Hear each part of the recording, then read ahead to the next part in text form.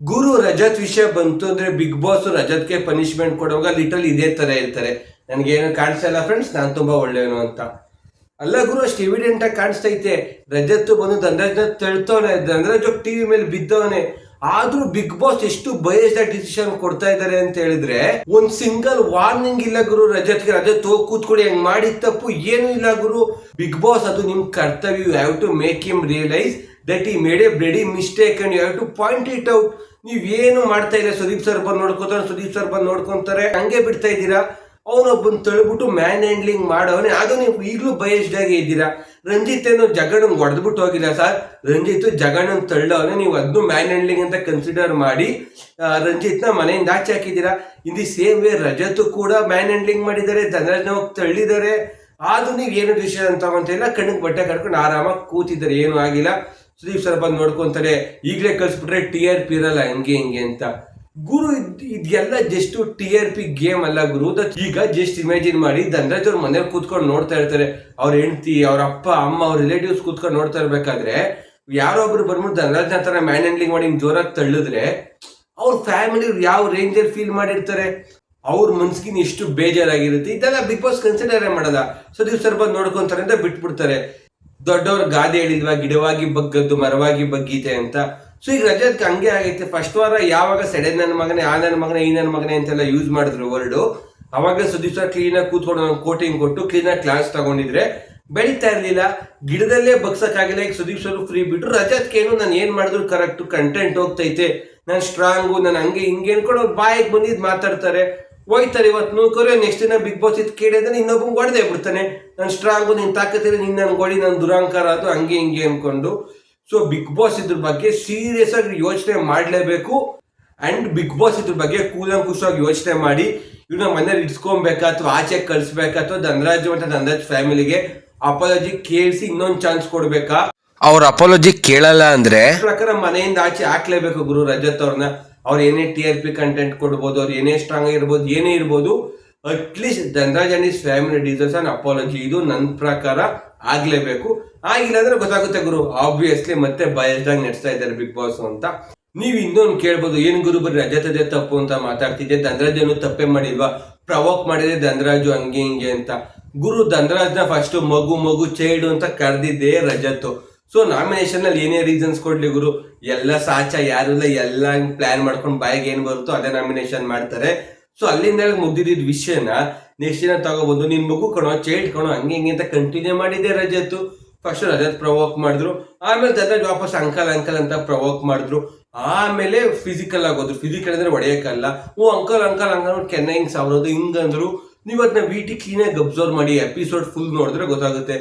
ರಜತ್ ಅವರು ಧನರಾಜ್ ಬಂದು ಹಿಂಗಂದಾಗೂ ಸುಮ್ನಿದ್ರು. ಅದಾಗಿ ಒಂದು 15-20 ಸೆಕೆಂಡ್ ಆದ್ಮೇಲೆ ಅವ್ರಿಗೆ ಗೊತ್ತಾಗುತ್ತೆ, ಓ ಧನರಾಜ್ ನನ್ನ ಡಾಮಿನೇಟ್ ಮಾಡ್ತಾವನೆ ಅಂತ. ಅವಾಗ ರೈಸ್ ಆಯ್ತಾರೆ, ನನ್ನ ಮುಟ್ಟಿ ಹಂಗೆ ಹಿಂಗೆ, ನೀನ್ ಮುಟ್ಟಿದೆ ತಪ್ಪು, ನೀನ್ ಜೋರಾಗಿ ಹೊಡೆದೆ ಹಂಗೆ ಹಿಂಗೆ ಅಂತ. ಹಂಗಿದ್ದವ್ರು ಹೊಡೆದ ತಕ್ಷಣ ರಿಯಾಕ್ಟ್ ಮಾಡ್ಬೇಕಿತ್ತು ಗುರು. ಆಮೇಲೆ ಈಗ ಬಂದು ಹೇಳೋದಲ್ಲ, ನೀನ್ ಜೋರಾಗಿ ಹೊಡೆದೆ ಹೆಂಗೆ ಹೆಂಗೆ ಅಂತ. ಹೊಡೆದಿದ ತಕ್ಷಣ ರಿಯಾಕ್ಟ್ ಮಾಡಿದ್ರೆ ಹೆಂಗಿರ್ತಾ ಇತ್ತು. ರಜತ್ ತಪ್ಪೇ ಇಲ್ಲ, ಧನರಾಜ್ ತಪ್ಪು ಅಂತ ಕೊಡ್ಬೋದಿತ್ತು. ಸೊ ಧನರಾಜ್ ಪ್ರವೋಕ್ ಮಾಡಿಲ್ಲ ಅಂತ, ಧನರಾಜ್ ಪ್ರವೋಕ್ ಮಾಡ್ದ. ಮಾತುಗಳು ಹಂಗ್ ಬಂತು ರಜತ್ ಕಡೆಯಿಂದ, ಗುಗ್ಗು ನನ್ನ ಮಗ, ಕೈ ಕಾಲು ಮುರಿದಾಕ್ಬಿಡ್ಬೇಕು, ಲಟ ಅಂತ ಮುರಿದಾಕ್ಬಿಡ್ಬೇಕು, ಮಕಾಮತಿ ನೋಡೋದಂಗೆ ಹೊಡೆದ್ಬಿಡ್ಬೇಕು. ನಿನ್ ಎದೆ ಮುಡ್ಕೊಂಡು ಹೇಳ್ಗುರು, ನಿನ್ಗೆ ಯಾವನಾದ್ರೂ ಬಂದು ಮಕಾಮತಿ ಹೊಡೆದಾಕ್ಬಿಡ್ತೀನಿ, ಕೈ ಕಾಲು ಲಟ ಅಂತ ಮುರಿದ್ಬಿಡ್ತೀನಿ. ಚೈಲ್ಡ್ ಅಂದ್ರೆ ಹೌದಣ್ಣ ಟ್ಯಾಂಕ್ ಏನಾದ್ರು ಸುಮ್ಮನೆ ಇರ್ತೀರಾ, ವಾಪಸ್ ಮಾತಾಡ್ತೀರಾ. ಸೊ ನೀವು ಪ್ರವೋಕ್ ಮಾಡ್ತೀರಾ. ಮಾತಲ್ಲಿದ್ರೆ ಚಂದ, ಮಾತುಕತೆ ಆಗಿದ್ರೆ ಚಂದ. ಯಾವಾಗ ಕೈ ಮುಂದೆ ಬರುತ್ತೆ, ಮಾತಿಂದೆ ಸರಿಯುತ್ತೆ. ಸುದೀಪ್ ಸರ್ ಮುಂದೆ ಬರ್ತಾರೆ, ಡೋರ್ ಓಪನ್ ಆಗುತ್ತೆ, ಇವ್ರು ಆಚೆ ಹೋಗ್ತಾರೆ. ಸೊ ಇದನ್ನ ಬಿಟ್ರೆ ಇವತ್ತಿನ ಎಪಿಸೋಡ್ ಅಲ್ಲಿ ಕ್ಯಾಪ್ಟನ್ಸಿ ಟಾಸ್ಕ್ ಇತ್ತು. ಸೊ ಕ್ಯಾಪ್ಟನ್ಸಿ ಟಾಸ್ಕ್ ಅಲ್ಲಿ ಬಿಗ್ ಬಾಸ್ ಕೊಟ್ಟಿದ್ದ ರೂಲ್ಸ್ ಒಂದು, ನಮ್ಮ ಗೌತಮಿ ಕ್ಯಾಪ್ಟನ್ ಅಲ್ವಾ, ಅವ್ರ ಲೆವೆಲ್ ಮೇಂಟೈನ್ ಮಾಡಕ್ ಅವರೇ ಬೇರೆ ರೂಲ್ಸ್ ತಂದ್ರು. ಸೊ ರೂಲ್ಸ್ ಏನಪ್ಪಾ ಅಂದ್ರೆ, ಎಲ್ಲ ಅಟ್ ಎ ಟೈಮ್ ಬಾಲ್ ಇರುತ್ತಲ್ಲ, ಹಿಂಗೆ ಹಿಡ್ಕೊಂಡು ಬಾಲ್ ಬ್ಯಾಲೆನ್ಸ್ ಮಾಡ್ಕೊಂಡು ನಿಂತ್ಕೊಳ್ಬೇಕು ಚೆಸ್ಟ್ ಲೆವೆಲ್ಗೆ. ಸೊ ಬಿಗ್ ಬಾಸ್ ಏನ್ ಹೇಳ್ತಾರೆ, ಎಲ್ಲ ಅಟ್ ಎ ಟೈಮ್ ಎತ್ಕೊಂಡು ಗೇಮ್ ಸ್ಟಾರ್ಟ್ ಆಗುತ್ತೆ. ಸೊ ನಾನು ಬದಲಾದಾಗ ಯಾವ್ದು ಎಲಿಮಿನೇಟ್ ಆಯ್ತಾರೆ ನಾವು ಅದು ತೋರಿಸ್ಬಿಟ್ಟು ಮಿದ್ದವ್ರನ್ನ ಆಡಿಸಿ ಅಂತ ಇರುತ್ತೆ. ಸೊ ನಮ್ಮ ಗೌತಮಿ ಫಸ್ಟ್ ರೌಂಡ್ ಕರೆಕ್ಟ್ ಆಗಿ ಆಡ್ಸಿದ್ರು. ಸೆಕೆಂಡ್ ರೌಂಡ್ ಇಂದ ಇಂಪ್ರೂವೈಸ್ ಮಾಡ್ಬಿಟ್ಟು ಏನ್ ಮಾಡ್ತಾರೆ, ಫಸ್ಟ್ ಹಿಂಗೆ ಎತ್ತಿ ಹಿಡ್ಕೊಬೇಕಲ್ಲ, ಈ ಕಡೆಯಿಂದ ಹಿಡ್ಕೊಳ್ಳಿ, ಫಸ್ಟ್ ಇವರು, ಸೆಕೆಂಡ್ ಇವರು, ಥರ್ಡ್ ಇವರು. ಗುರು ಬಿಗ್ ಬಾಸ್ ಮೆನ್ಷನ್ ಮಾಡಿಲ್ಲ ಆರ್ಡರ್ ವೈಸ್ ಎತ್ತಿ ಅಂತ, ಎಲ್ಲ ಒಡಕೆ ಎತ್ತಿ ಅಂತ ಇರೋದು. ಸೊ ಆಬ್ವಿಯಸ್ಲಿ ಫಸ್ಟ್ ಎತ್ತಿ ಅಂತ ಯಾರಿಗೆ ಬರುತ್ತೆ ಪ್ರತಿ ಸಲ ಕಾನ್ಶಿಯಸ್ ಆಗಿ ಆಗ್ತಾರೆ. ಇದು ಯಾವಾಗ ಎಫೆಕ್ಟ್ ಆಯ್ತು, ಲಾಸ್ಟ್ ಅಲ್ಲಿ ಇಬ್ರು ಯಾವಾಗ ಉಳ್ಕೊಂಡಿದ್ರು, ಶಿಶಿರ್ ಮತ್ತೆ ನಮ್ಮ ಗೋಲ್ಡ್ ಸುರೇಶ್. ಅವಾಗ ಫಸ್ಟ್ ಶಿಶಿರ್ಗೆ ದೊಡ್ಡ 3-4 ಎಕ್ಸ್ಟ್ರಾ ಆ್ಯಡ್ ಮಾಡಿಬಿಟ್ಟು ಇಷ್ಟು ಉದ್ದ ಇರೋದು ಅರೌಂಡ್ ಇಷ್ಟು ಉದ್ದ ಆಗಿತ್ತು. ಹಿಂಗೆ ಹಿಡ್ಕೊಂಡಿದ್ದಾಗ ಶಿಶಿರ್ ಕಾನ್ಶಿಯಸ್ ಆದ್ದು ಬಾಲ್ ಬಿತ್ತು. ಆಮೇಲೆ ಸುರೇಶ್ ಅಣ್ಣ ಹಿಂಗೆ ಎತ್ತಿ ಹಿಂಗೆ ಹಿಡ್ಕೊಂಡು ಹೋದ್ರೆ ಗೊತ್ತು ಅವ್ರಿಗೆ ಫುಲ್ ಕಾನ್ಫಿಡೆನ್ಸ್ ಅಲ್ಲಿ ಇದ್ರು ಗೆದ್ದಿದ್ದೀನಿ ಅಂತ. ಏನು ಪ್ರೆಷರ್ ಇರಲಿಲ್ಲ, ಆರಾಮಾಗಿ ಎತ್ತಿ ಹಿಡ್ಕೊಂಡ್ರು. ಇನ್ ಕೇಸ್ ಇಬ್ರಿಗೂ ಒಟ್ಟಿಗೆ ಹಿಡ್ಕೊಂಡು ಎಂದಿದ್ರೆ ಸುರೇಶ್ ಅಣ್ಣ ಕೂಡ ಅವಾಗ ಗಾಬರಿ ಆಗಿರ್ಬೋದಿತ್ತು. ಆಗ್ತಾ ಇದ್ರು ಸೆಕೆಂಡ್ರಿ, ಆಗ್ಬೋದಿತ್ತಲ್ಲ, ಚಾನ್ಸಸ್ 1% ಇದ್ರು ಚಾನ್ಸಸ್ ಅದು. ಸೊ ಇಬ್ರಿಗೂ ಒಟ್ಟಿಗೆ ಎತ್ತಿಸಿದ್ರೆ ಅವಾಗ ಫೇರ್ ಆಗ್ತಾ ಇತ್ತು. ಸೊ ಗೌತಮ್ ಇವರ ಅವಿವೇಕತನ, ಅತಿ ಬುದ್ಧಿವಂತಿಕೆ ತನೆಯಿಂದ ನಮ್ಮ ಗೋಲ್ಡ್ ಸುರೇಶ್ ಅಣ್ಣ ಕ್ಯಾಪ್ಟನ್ ಆದ್ರು. ಸೊ ಕ್ಯಾಪ್ಟನ್ಸಿ ಸೈಡ್ಗೆ ಇಟ್ರೆ ನೆಕ್ಸ್ಟ್ ಉತ್ತಮ ಯಾರು ಕಳಪೆ ಯಾರು ಅಂತ ಬರುತ್ತೆ. ಉತ್ತಮ ಆಬ್ವಿಯಸ್ಲಿ ಕ್ಯಾಪ್ಟನ್ ಆಗೋನೆ. ಒಂದಷ್ಟು ಜನ ಬಕೆಟ್ ಹಿಡಿಯೋಕ್ಕೋಸ್ಕರ ಎಲ್ಲ ಸುರೇಶ್ ಅಣ್ಣ ಅಂತ ಕೊಟ್ರು. ಅದನ್ನ ಬಿಟ್ರೆ ಕಳಪೆದು ಗುರು ರಿಯಲ್ ಗೇಮ್. ಎಲ್ಲ ಯಾವ ರೇಂಜ್ ಅಲ್ಲಿ ಗೇಮ್ ಪ್ಲಾನ್ ಮಾಡ್ಕೊಂಡ್ ಬಂದವ್ರೆ ಅಂದ್ರೆ ಎಲ್ಲ ಫಿಕ್ಸ್ ಆಗ್ಬಿಟ್ಟವ್ರು. ಈವನ್ ಇನ್ಕ್ಲೂಡಿಂಗ್ ಸುರೇಶ್ ಅಣ್ಣ ಕೂಡ ತ್ರಿವಿಕ್ರಮ್ನ ಕಳಪೆ ಕೊಡ್ಬೇಕು ಅಂತ ಅವ್ರು 4 ಜನ ಗುರು, 4 ಜನನು ತ್ರಿವಿಕ್ರಮ್ಗೆ ಕಳಪೆ ಕೊಡ್ತಾರೆ. ಸುರೇಶ್ ಅಣ್ಣ ಕಾರಣ ಸಿಗ್ತಿಲ್ಲ. ಅವತ್ತು ನೀವು ಆ ಪದ ಯೂಸ್ ಮಾಡಿದ್ರಿ, ಈ ಪದ ಯೂಸ್ ಮಾಡಿದ್ರಿ, ಯಾವ ಪದ ಯೂಸ್ ಮಾಡಿದ್ರಿ ಅಂತ ಗೊತ್ತಿಲ್ಲ ಸುರೇಶ್ ಅಣ್ಣ. ಸೊ ತ್ರಿವಿಕ್ರಮ್ ವಿಕಮ್ ಆಗ್ಬೇಡ, ಸ್ಟ್ರಾಂಗ್ ಅವನೇ, ಹಂಗೆ ಹಿಂಗೆ ಅಂತ ಅನ್ಕೊಂಡು ಇದು ಯಾವಾಗ ಪ್ರೂವ್ ಆಗುತ್ತೆ ಅಂದ್ರೆ ಅವ್ರಿಬ್ರು ಜೈಲ್ಗೆ ಹೋಗಿರ್ತಾರೆ. ಅಬ್ಬಾ ಕಿಲಾಡಿ ಜೋಡಿ ಅಂತಾನೆ ಹೇಳ್ಬೇಕು. ಯಾರ್ಯಾರು ಅಂದ್ರೆ ತ್ರಿವಿಕ್ರಮ ಮತ್ತೆ ಚೈತ್ರಕ ಇಬ್ರಿಗೂ ಕಳಪೆ ಕೊಟ್ಬಿಟ್ಟು ದೇವರೇ ಒಳ್ಳೇದು ಮಾಡ್ಲಿ ಅಂತ ಕಿಲಾಡಿ ಜೋಡಿಗಳನ್ನ ಬಿಗ್ ಬಾಸ್ ಕಳಪೆಗೆ ಹಾಕವ್ರೆ. ಅಲ್ಲಿ ಚೈತ್ರಕ ಫುಲ್ಲು ಫ್ರಸ್ಟ್ರೇಟ್ ಆಗ್ಬಿಟ್ಟವ್ರೆ. ನಾವು ಪ್ಲಾನ್ ಮಾಡಿದ್ ಬಿಕಮ್ ಮಾಡಕ್ ತ್ರಿವಿಕ್ರಮ್ಗಲ್ವ, ಹನುಮಂತ ಒಂಚೂರು ಪ್ಲಾನ್ ಹಂಗೆ ಹಿಂಗೆ ಮಾಡ್ಬಿಟ್ಟು ನನ್ನ ತಗ್ಲಾಕ್ಬಿಟ್ಟ ಅನ್ಕೊಂಡು ಆಮೇಲೆ ಸುರೇಶ್ ಅಣ್ಣ ಬಂದು ಸಮಾಧಾನ ಮಾಡ್ತಿರ್ತಾರೆ. ಹಂಗೆ ಮಾತಾಡುವಾಗ ಚೈತ್ರಕ ಹೇಳ್ತಾರೆ, ನೀವೊಂಚೂರು ತಲೆ ಉಪಯೋಗಿಸ್ಬಿಟ್ಟು ನಿಮ್ಮ ಮಳಿಯಂಗ್ ಬುದ್ಧಿ ಹಿಡಿದಿದ್ರೆ ನಾನು ಈ ಸಿಚುಯೇಷನ್ಗೆ ಬರ್ತಾ ಇರ್ಲಿಲ್ಲ.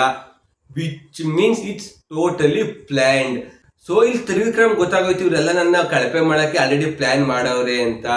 ಸುರೇಶ್ ಅಣ್ಣ ಕೂಡ ಇನ್ವಾಲ್ವ್ ಆಗವ್ರೆ. ಇಲ್ಲಿ ಪ್ಲಾನ್ ಏನ್ ಎಡವಟ್ಟಾಗಿದ್ದು ಅಂದ್ರೆ ಹನುಮಂತ ಹೋಗಿ ಬೇರೆಯವ್ರು ಕೊಡ್ಬೇಕು ಅಂತ ಪ್ಲಾನ್ ಇತ್ತು ಅನ್ಸುತ್ತೆ, ಅಥವಾ ತ್ರಿವಿಕ್ರಮ್ಗೆ ಕೊಡ್ಬೇಕು ಅಂತ ಪ್ಲಾನ್ ಇತ್ತು. ಇಲ್ಲಿ ಹನುಮಂತಣ್ಣ ಏನ್ ಮಾಡ್ದ, ಚೈತ್ರಕ ಎಗರಾಡ್ತಿದ್ರು. ಹನುಮಂತನ ಕೇಳಿ 1 ಟಾಸ್ ಹೋಗಲ್ಲ, 2 ಟಾಸ್ ಹೋಗಲ್ಲ, ಹಂಗೆ ಹಿಂಗೆ. ಸೊ ಅವನ್ ಫುಲ್ಲು ಫೆಡಪ್ ಆಗ್ಬಿಟ್ಟು ಹೋಗಿ ಚೈತ್ರನ್ಗೆ ಕಳಪೆ ಕೊಟ್ಟ. ಅಲ್ಲಿ ಗೇಮು ಹಿಂಗಿದ್ದಿದ್ ಗೇಮು ಹಿಂಗ್ ಪುಚಿಕ್ಕಂತ ಹಿಂಗೆ ಬಿದ್ದೋಯ್ತು. ಚೈತ್ರ ರಬ್ಬಕ್ಕಂತ ಹಿಂಗೆ ಕಳಪೆ ಆಗ್ಬಿಟ್ಟು ಜೈಲ್ಗೆ ಹೋದ್ರು. ಇದ್ರ ಬಗ್ಗೆ ಸುದೀಪ್ ಸರ್ ವಾಯ್ಸ್ ಎತ್ತಿರ್ತಾರೆ. ಸೊ ನನ್ನ ನೆಕ್ಸ್ಟ್ ವಿಡಿಯೋದಲ್ಲಿ ನಾನು ಏನ್ರ ಬಗ್ಗೆ ಮಾತಾಡ್ತೀನಿ ಅಂದ್ರೆ ಸುದೀಪ್ ಸರ್ ಯಾವ್ಯಾವ ಟಾಪಿಕ್ ಬಗ್ಗೆ ಈ ವೀಕಲ್ಲಿ ಮಾತಾಡಬೇಕು, ಸುದೀಪ್ ಸರ್ ಬಯಸ್ಡ್ ಆಗಿರ್ಬಾರ್ದು, ಬಿಗ್ ಬಾಸ್ ಬಯಸ್ಡ್ ಆಗಿ ಕಾಣಿಸ್ಬಾರ್ದು, ಅಂದ್ರೆ ಬಿಗ್ ಬಾಸ್ ಎಲ್ಲರಿಗೂ ಫೇರ್ ಆಗಿ ನೋಡ್ತಾರೆ ಅಂದ್ರೆ ಯಾವ್ಯಾವ ಟಾಪಿಕ್ ಬಿಗ್ ಬಾಸ್ ಅಲ್ಲಿ ಸುದೀಪ್ ಸರ್ ಮಾತಾಡ್ಲೇಬೇಕು ಅನ್ನೋದ್ರ ವಿಡಿಯೋ ಬರುತ್ತೆ. ನೆಕ್ಸ್ಟ್ ವಿಡಿಯೋ ಇದಾಗಿ 1-2 ಅವರ್ಸ್ ಆದ್ಮೇಲೆ ಅಪ್ಲೋಡ್ ಮಾಡ್ತೀನಿ. ದಯವಿಟ್ಟು ಆ ವಿಡಿಯೋನ ಚೆಕ್ ಮಾಡಿ. ನಿಮ್ಗೆ ಏನೇನು ಅನಿಸಿಕೆ ಇದೆ ಅದಕ್ಕೆ ಎಕ್ಸ್ಟ್ರಾ ಆ್ಯಡ್ ಆನ್ ಮಾಡಿ. ಈ ಕ್ವಶನ್ಸ್ ಕೇಳಬೇಕು ಅಂತ. ಸೊ ಇಷ್ಟ ಆಗಿತ್ತು ಇವತ್ತಿನ ಎಪಿಸೋಡ್ನ ರಿವ್ಯೂ. ಸೊ ಇದೇ ತರ ಪ್ರತಿ ಎಪಿಸೋಡ್ ರಿವ್ಯೂ ಕೂಡ ನನ್ನ ಚಾನಲ್ ಅಲ್ಲಿ ಬರುತ್ತೆ. ಈಗ ಯಾವ ರೀತಿ ಸಪೋರ್ಟ್ ಮಾಡ್ತಾ ಇದ್ದೀರಾ ಅದೇ ರೀತಿ ಸಪೋರ್ಟ್ ಮಾಡಿ ಅಂತ ಹೇಳ್ತಾ thanks for watching. Signing off ಪಾಪ. ನಂದು ನಿಮಗೆ ಗಗನ್ ಸಿಂಹ ನಾನ್ ವೆಜ್.